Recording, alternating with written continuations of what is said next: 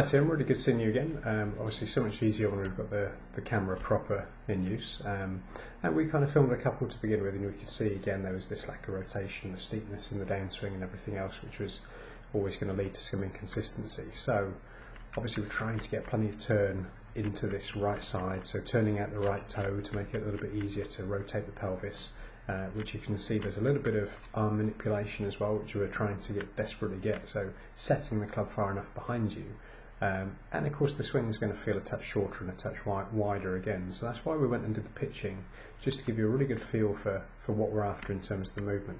So you can see you're making some progress here. This was when we were making some alterations and trying to swing the club much flatter, so at least you're getting near the plane line now on the downswing. We'd still like the swing to possibly be a touch shorter and a touch wider, but at least the movement is starting to happen, the rounding of the swing actually starting to bring in some rotation into the body, as opposed to as before it was all very static and everything was very close to you and there was a lot of folding. So in an ideal world I'd kind of like the top of the backswing with a little bit more rotation at this point, but then we'll need to work on the club being more out here and behind you. And this will just drop the club underneath the plane line naturally. So keep working on particularly what I've shown you with the wedges, short and flat, really trying to open the chest on the way through to make sure we get the ball turf contact.